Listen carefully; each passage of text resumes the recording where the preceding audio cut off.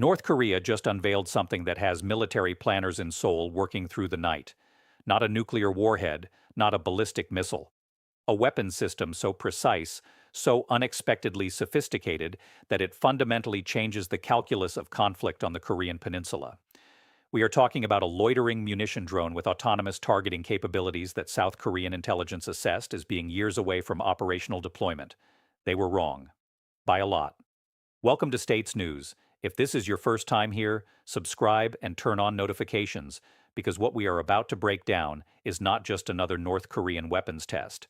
This is a fundamental shift in how the most militarized border on Earth operates. And if you care about understanding the real strategic balance in Northeast Asia, you need to know exactly what Pyongyang just put on the battlefield. I am going to show you exactly what North Korea deployed, why South Korean and American military analysts are scrambling to reassess their defensive postures, and what this means for the broader security architecture in the Indo-Pacific. We will cover the technical specifications of this new drone system that make it genuinely threatening, the strategic implications for South Korea's defense strategy that has relied on technological superiority for decades, and the geopolitical consequences as China watches one of its client states demonstrate capabilities that could reshape regional power dynamics. By the end, you will understand why a weapons system that costs a fraction of what South Korea spends on advanced fighters might be more strategically significant than anything North Korea has tested in years. Let me give you the context you need to understand why this matters. The Korean Peninsula represents one of the most densely militarized zones on the planet. 28,000 American troops stationed in South Korea, 1.2 million active-duty South Korean military personnel, and across the demilitarized zone, one of the largest standing armies in the world, with an estimated 1.3 million North Korean soldiers. For 7 decades, the strategic balance has rested on a relatively straightforward calculation. North Korea maintains numerical superiority in ground forces and artillery. South Korea and the United States maintain overwhelming technological and air superiority. That technological gap has been the bedrock of deterrence. South Korea operates F-35A Lightning II fifth-generation stealth fighters. North Korea flies modified Soviet-era MiG-29s. South Korea deploys Patriot PAC-3 missile defense systems and indigenous KM-SAM batteries. North Korea has struggled to develop reliable guidance systems for even basic surface-to-air missiles. The assumption embedded in every wargame, every defense appropriation, every strategic planning document has been that if conflict erupted, South Korean and American air power would rapidly establish air superiority, enabling precision strikes that would degrade North Korean capabilities before ground forces could exploit their numerical advantage. That assumption just became significantly more complicated. Now let me tell you who we are really dealing with here. North Korea operates as perhaps the most isolated and militarized state in the modern international system. The Kim dynasty has maintained power for 3 generations through a combination of ideological control, brutal repression, and the constant threat of external enemies. Military development is not just strategic priority. It is existential imperative. The North Korean economy is estimated at somewhere between $40 and $60 billion annually, making it roughly comparable to the economy of Panama. Yet this impoverished nation manages to sustain a military force that consumes an estimated 20 to 30% of GDP. How do they do it? By making choices no rational economic actor would make. Food security takes a backseat to weapons development. Infrastructure investment gets sacrificed for missile programs. The population endures grinding poverty while resources flow to military research facilities. And critically, North Korea has developed an extensive network of underground production facilities specifically designed to survive American airstrikes. These are not improvised bunkers. These are sophisticated, hardened facilities built over decades with assistance from Soviet and Chinese engineers designed to preserve weapons production capability even under sustained bombardment. South Korea represents the inverse strategic position. A vibrant democracy with a GDP exceeding $1.6 trillion. A technological powerhouse that produces semiconductors, advanced electronics, and increasingly sophisticated military hardware. Seoul has invested heavily in indigenous defense production, developing systems like the K-2 Black Panther main battle tank, the KF-21 Boramai 4th Generation Plus fighter jet, and advanced missile defense networks. The South Korean military strategy has been predicated on the assumption that technological superiority compensates for North Korea's numerical advantages. Every dollar spent on advanced fighters, precision-guided munitions, and sensor networks has been justified by this technological edge. The problem is that technology gaps are not permanent. They erode. And what North Korea just demonstrated is that certain technological capabilities can be acquired far faster than traditional defense planning assumes. Here is what actually happened. In late March 2026, North Korean state media released footage of what they claimed was a new domestically produced loitering munition system. Initial analysis by South Korean intelligence dismissed this as propaganda, assuming the footage showed either mock-ups or systems that were years from operational deployment. Then, on April 3rd, North Korea conducted what they described as a live fire exercise near the eastern coastal city of Wonsan. Multiple drone systems were launched, conducted what appeared to be coordinated flight patterns, and successfully engaged simulated ground targets. The video footage showed something that made South Korean analysts take a second, much harder look. These were not the crude short-range drones North Korea had demonstrated previously. These were sophisticated loitering munitions with extended flight times, autonomous navigation capabilities, and what appeared to be advanced targeting sensors. By April 7th, South Korean military intelligence had confirmed through satellite imagery and signals intelligence that North Korea had indeed deployed a new class of loitering munition. The system, which North Korean media designated as the Hwasong-type tactical attack drone, exhibited capabilities that South Korean intelligence had assessed would not be available to Pyongyang until at least 2028 or 2029. They were off by 3 years. In military technology timelines, that is not a minor miscalculation. That is a fundamental intelligence failure. Let me show you exactly what makes this system genuinely threatening. The Hwasong drone, based on available imagery and technical analysis, appears to be a medium-range loitering munition with an estimated operational range of approximately 300 to 400 kilometers. That range is significant. It means these drones can be launched from deep inside North Korean territory and reach targets across most of South Korea without entering range of many short-range air defense systems. The drone appears to use a combination of GPS navigation and what analysts believe is either infrared or electro-optical targeting for terminal guidance. The warhead is estimated at 20 to 30 kilograms, which is sufficient to destroy light armored vehicles, radar installations, or command and control facilities. But here is what makes this system truly concerning. Multiple independent analyses suggest the drone incorporates autonomous targeting capabilities. That means it can identify and engage targets without continuous operator control. In practical terms, you can launch a swarm of these systems with general coordinates, and they will autonomously search for, identify, and engage priority targets within their operating area.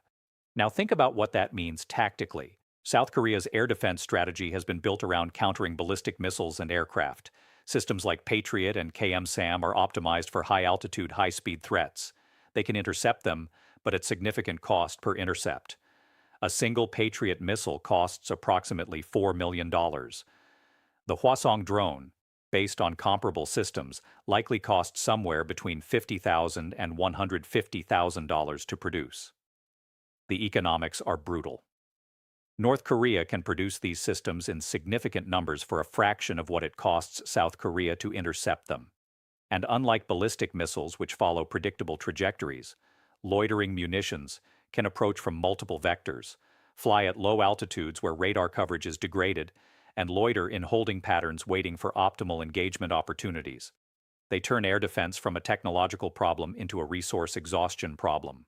But the tactical challenge is only the beginning.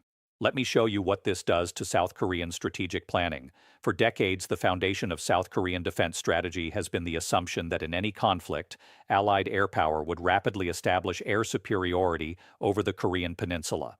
That air superiority would enable precision strikes against North Korean artillery positions, missile launchers, and command facilities, degrading their ability to sustain offensive operations. The entire defensive architecture is built on this assumption. South Korea has invested billions in advanced fighters, precision-guided munitions, and airfield infrastructure specifically to enable this strategy. Now introduce the Hwasong system into that calculation.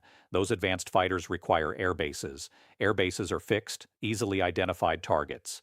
A swarm of autonomous loitering munitions launched at the outbreak of hostilities could saturate South Korean air bases, damaging runways, destroying parked aircraft, and degrading the infrastructure required for sustained air operations.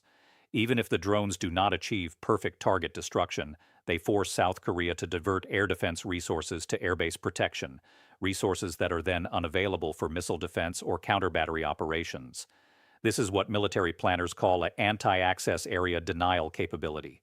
You do not have to completely prevent enemy air operations. You just have to make them more costly, more dangerous, and more resource-intensive. And you do it not with billion-dollar systems that take years to develop, but with mass-produced drones that can be manufactured in hardened underground facilities immune to preemptive strikes. Step back and look at what this means for the broader strategic balance. South Korea has based its entire defense posture on maintaining technological superiority that compensates for North Korea's numerical advantages. That technological edge has justified everything from defense budgets to alliance commitments to strategic planning assumptions. What happens when that technological edge erodes, not because South Korea stops innovating, but because the barriers to entry for certain capabilities collapse? This is the central strategic problem that loitering munitions create. They represent a class of weapons where the performance gap between advanced industrial economies and isolated authoritarian states is far smaller than traditional weapon systems. Building a fifth-generation stealth fighter requires decades of research, billions in development costs, and sophisticated manufacturing infrastructure that perhaps 5 or 6 nations possess. Building an effective loitering munition requires commercial drone components, basic explosive expertise, and software development capabilities that dozens of nations and even non-state actors can access. The technology is not exotic. The components are not rare. What was required was the engineering integration and operational doctrine to deploy these systems effectively. And North Korea just demonstrated they have that capability. Now here is where the second-order effects start to cascade. South Korea is not dealing with this threat in isolation. They are watching what is happening in Ukraine, where loitering munitions and FPV drones have fundamentally changed ground warfare. They are watching what happened to Armenia in Nagorno-Karabakh, where Azerbaijani drones devastated Armenian armor and artillery. They are seeing a pattern where relatively inexpensive autonomous systems are changing the calculus of conventional warfare. And they are now facing an adversary that has demonstrated the capability to produce and deploy these systems at scale. The South Korean response options are all expensive and uncertain. They can invest in additional short-range air defense systems, but that means diverting resources from other priorities. They can attempt to develop counter-drone technologies, but the offense-defense balance in this domain currently favors the offense. They can try to enhance passive defense measures like hardened aircraft shelters and runway repair capabilities, but that requires infrastructure investments across dozens of facilities. Every response option requires resources, time, and still does not guarantee neutralization of the threat. Meanwhile, North Korea can continue producing these systems in underground facilities that are extremely difficult to target preemptively. Let me show you the geopolitical dimension that makes this even more significant. China is watching this very carefully. Beijing has its own extensive drone development programs and has been exporting armed UAV systems to nations across Asia, Africa, and the Middle East. North Korea developing indigenous loitering munition capabilities creates an interesting dynamic. It demonstrates that even technologically isolated nations can develop capabilities that challenge American military dominance in regional theaters. That demonstration effect matters. It suggests that American technological superiority is not an insurmountable barrier, that asymmetric capabilities can be developed that complicate American force projection. For China, which is engaged in its own strategic competition with the United States over Taiwan and the South China Sea, watching North Korea successfully deploy these systems provides valuable data. How does South Korea respond? How does the United States adjust its defensive posture? What vulnerabilities do these systems expose in American airbase infrastructure across the Western Pacific? These are questions that Chinese military planners are absolutely analyzing as they develop their own anti-access area denial capabilities. Japan is also recalculating. Tokyo has been moving toward more proactive defense policies, including developing counterstrike capabilities that could theoretically target North Korean missile facilities. But if North Korea can produce these loitering munitions in hardened underground facilities and deploy them in large numbers, that significantly complicates Japanese targeting calculations. You cannot preemptively strike what you cannot locate. And even if you locate production facilities, destroying hardened underground installations requires specialized munitions and detailed targeting intelligence. The systems are mobile, relatively easy to conceal, and can be launched from improvised positions rather than fixed installations. That makes them far harder to neutralize than traditional ballistic missile launchers. Now, let me be very clear about what we do not know and what the limitations are. First, we do not have complete technical specifications for the Hwasong system. What I have described is based on analysis of available imagery, comparison to similar systems, and assessments from South Korean and American intelligence sources. The actual capabilities may be different. The autonomous targeting may be less sophisticated than feared, or it could be more advanced. We do not know the production capacity. North Korea has demonstrated the system exists and is operational. Whether they can produce these in the hundreds or thousands remains unclear. We do not know the reliability. North Korean weapon systems have historically suffered from quality control issues and maintenance challenges. It is entirely possible that many of these drones would fail in actual combat conditions. We do not know the effectiveness of countermeasures. South Korean and American forces are absolutely developing electronic warfare capabilities, kinetic interceptors, and operational tactics to counter these systems.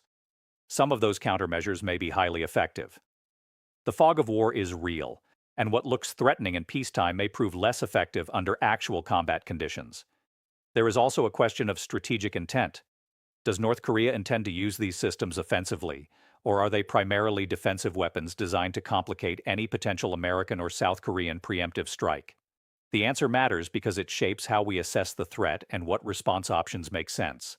If these are primarily defensive systems meant to protect North Korean leadership and military infrastructure, that is one thing. If they are offensive systems designed to be used in conjunction with artillery barrages and ground offensives, that is a very different strategic problem. The evidence suggests both capabilities exist, but intent is harder to assess. Some analysts have suggested that this development is being overhyped, that loitering munitions are not fundamentally different from cruise missiles or other precision strike systems that militaries have been dealing with for decades. There is some validity to that argument. The challenge is not entirely unprecedented. What makes it significant is the combination of relatively low cost, autonomous capabilities that reduce operator workload, and the proliferation to a nation that has been technologically isolated, but skepticism is warranted. We have seen previous North Korean weapons demonstrations that looked impressive, but did not translate into operational deployments at scale. We should not assume this system is a silver bullet that fundamentally transforms the balance of power. It is one capability among many, and military effectiveness depends on integration with broader operational concepts, training, logistics, and command structures. North Korea has demonstrated weaknesses in all of those areas historically. What we are witnessing on the Korean Peninsula is a microcosm of a broader shift in military technology. The barriers to entry for precision strike capabilities are dropping. What once required billion-dollar development programs can now be achieved with commercial components and relatively modest engineering expertise. That shift does not make traditional military power irrelevant, but it does complicate the calculations that have underpinned deterrence and defense planning for decades. South Korea maintains overwhelming advantages in almost every category of military capability. Their economy is 30 times larger than North Korea's. Their technological base is generations ahead. Their alliance with the United States provides security guarantees that North Korea cannot match. But military advantage is not binary. It exists on a spectrum, and what North Korea has done is narrow the gap in one specific but strategically significant area. They have developed a capability that forces South Korea to make harder choices, to spend more resources on defense, and to question assumptions that have guided strategic planning. The South Korean response over the coming months will tell us a great deal about how seriously they assess this threat. If we see accelerated procurement of counter-drone systems, significant investments in airbase hardening, or major shifts in air defense doctrine, that indicates Seoul views this as a genuine strategic challenge. If the response is more measured, focused on intelligence gathering and gradual capability enhancements, that suggests confidence that existing systems can be adapted to counter the threat. Watch for defense budget debates in the South Korean National Assembly. Watch for joint exercises with American forces that specifically incorporate counter-drone scenarios. Watch for procurement announcements focused on short-range air defense and electronic warfare capabilities. The Korean Peninsula remains one of the most dangerous flashpoints in the international system. 70 years after the armistice, the war has never technically ended. Tensions flare and recede, but the underlying conflict remains unresolved. What North Korea has demonstrated with the Hwasong loitering munition system is that technological stagnation is not permanent, that capabilities once thought to require advanced industrial economies can be developed by determined adversaries, and that the assumptions underpinning deterrence must be constantly reassessed. This is not the end of South Korean technological superiority, but it is a reminder that superiority is not permanent, that adversaries adapt, and that complacency in military planning is dangerous. If you want to understand how these dynamics continue to evolve, how nations adapt to shifting technological realities, and what it means for security in Northeast Asia and beyond, subscribe to States News. We break down the developments that matter, the capabilities that change strategic calculations, and the second-order effects that most coverage misses. The Korean Peninsula just got more complicated. Understanding exactly how and why requires the kind of analysis we provide. Hit subscribe, turn on notifications, and stay informed about the conflicts and capabilities that shape our world.